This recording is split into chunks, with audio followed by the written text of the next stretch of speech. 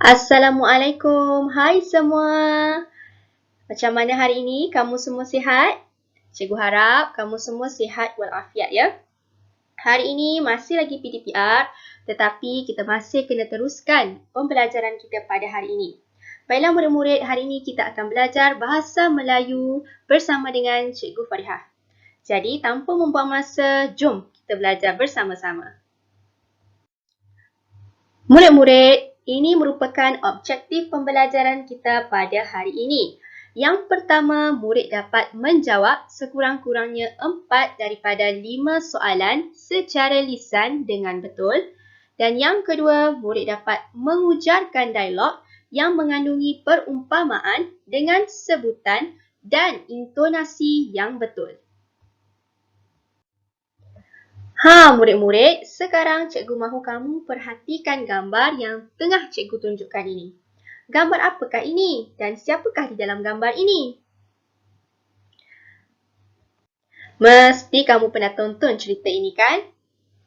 Ya, dalam gambar ini ada Upin dan juga ada Ipin. Tetapi bukan itu saja, ada juga kawan-kawan Upin dan Ipin yang lain-lain. Contohnya ada Jarjit, ada Mail, ada Meme, ada Fizi dan juga Ehsan. Mereka semua ni adalah kawan baik Upin dan Ipin. Mereka belajar di satu sekolah yang sama. Mereka suka tolong-menolong antara satu sama lain dan juga mereka sering bermain bersama-sama. Kamu semua ada kawan baik macam Upin dan Ipin? Kalau kamu ada kawan baik macam Upin dan Ipin, baguslah, kamu boleh belajar dan juga bermain bersama-sama. Jadi murid-murid, sebenarnya topik pembelajaran kita hari ini adalah mengenai sahabat karib ataupun rakan baik. Baiklah murid-murid, mari kita teruskan pembelajaran kita. Murid-murid, aktiviti yang pertama dipanggil kenali rakan. Mari kita baca arahan dulu ya. Jawab soalan di bawah secara lisan. Secara lisan ini bermaksud kamu perlu bercakap untuk menjawab soalan yang cikgu berikan. Di bawah ini ada 4 soalan yang cikgu sediakan ya. Jadi kamu perlu menjawab secara lisan. Kamu perlu bercakap. Sebab cikgu nak mendengar kamu bercakap. Okey? Baiklah, mari kita baca dulu soalannya. Yang pertama, adakah kamu mempunyai kawan baik? Yang kedua, siapakah nama kawan baik kamu itu? Yang ketiga, mengapakah kamu menganggap dia sebagai kawan baik? Dan yang keempat, apakah keistimewaan kawan baik kamu? Cikgu minta supaya kamu menjawab soalan ini secara lisan.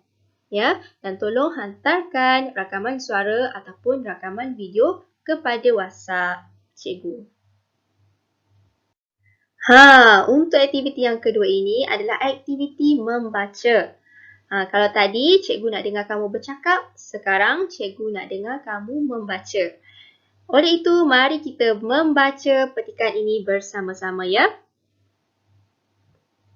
Baiklah, tajuk petikan ini ialah berbakti kepada kawan. Pada waktu rehat, Yahya terpandang akan rakan baiknya, Yonghan, yang sedang termenung. Yahya susah hati. Dia ingin membantu Yonghan kerana hubungan mereka bagai isi dengan kuku. Selamat pagi Yonghan, mengapakah kamu kelihatan muram? Selamat pagi Yahya, saya susah hati. Kerja sekolah yang diberikan oleh Cikgu Mariam belum saya siapkan. Mari saya bantu kamu. Kita patut saling membantu seperti aur dengan tebing. Terima kasih Yahya, sungguh mulia hati kamu. Sikap kamu tidak seperti enau dalam belukar melepaskan pucuk masing-masing. Akhirnya, Yonghan berjaya untuk menyiapkan kerja sekolah dengan pertolongan Yahya. Yong Han berjanji tidak akan melupakan jasa Yahya. Dia tidak akan bersikap seperti kacang lupakan kulit. Macam mana murid-murid? Kamu boleh ikutkan cikgu baca? Bagus. Baiklah murid-murid, kamu nampak tak ada perkataan yang cikgu warnakan dengan warna kuning? Mari kita tengok Contohnya, bagai, isi dengan kuku. Seperti aur dengan tebing.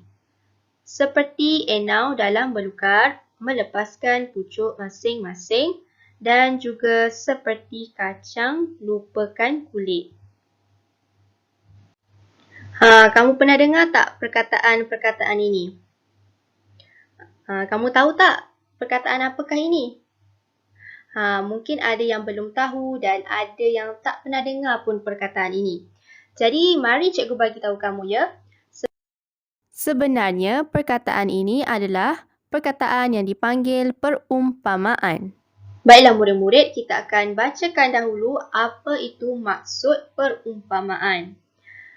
Perumpamaan ini ialah sejenis peribahasa yang berupa perbandingan dengan sesuatu yang lain. Perumpamaan biasanya bermula dengan perkataan bagai, ibarat, laksana, seperti dan umpama. Jadi bila kamu jumpa sahaja perkataan bagai, ibarat, laksana, seperti ataupun umpama, itu bermaksud yang perkataan itu adalah perumpamaan ya. Sekarang cikgu akan terangkan sedikit mengenai perumpamaan yang terdapat di dalam teks yang kita baca tadi. Perumpamaan yang pertama adalah bagai aur dengan tebing.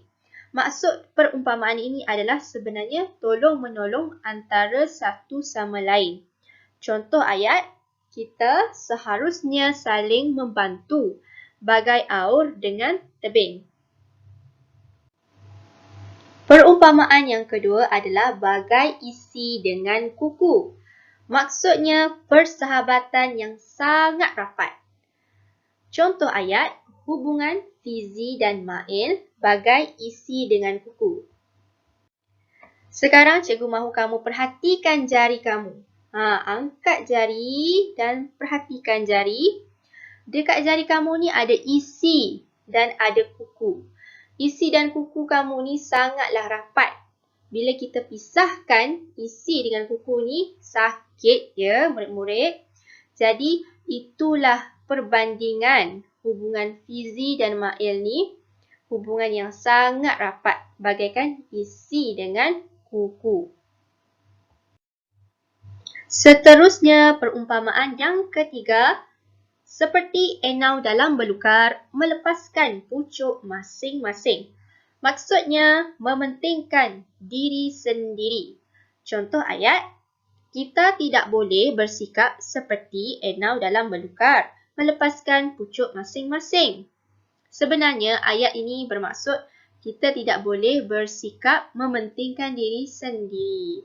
Perumpamaan seperti enau dalam belukar, melepaskan pucuk masing-masing ini sesuai untuk menunjukkan sifat mementingkan diri sendiri. Seterusnya, yang terakhir adalah perumpamaan yang keempat, seperti kacang lupakan kulit. Maksudnya, orang yang tidak mengenang budi. Contoh ayat, Kamal bersikap seperti kacang lupakan kulit kerana berpura-pura tidak mengenali Ali yang memberikannya wang ketika susah. Jadi Kamal ini sebenarnya orang yang tidak mengenang budi. Sebab itu dia dikatakan bersikap seperti kacang lupakan kulit. Dia tidak mengenang jasa Ali yang telah memberikannya wang ketika dia sedang susah. Sebab itulah Kamal ini bersikap seperti kacang lupakan kulit. Murid-murid, tamat sudah pembelajaran kita pada hari ini.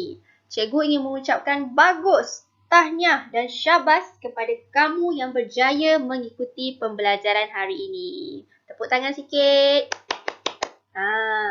Sebelum itu, cikgu nak tanya, apa yang kamu belajar hari ini? Nah, cuba kamu fikir. Ya, hari ini kamu belajar untuk menjawab soalan secara lisan. Kamu belajar untuk membaca dialog yang mempunyai perumpamaan. Dan kamu juga belajar apa itu perumpamaan. Ya, cikgu harap apa yang kamu belajar hari ini, kamu dapat mencapai objektif yang telah ditetapkan. Baiklah murid-murid, itu saja untuk hari ini. Berjumpa lagi di kelas yang akan datang. Assalamualaikum. Bye.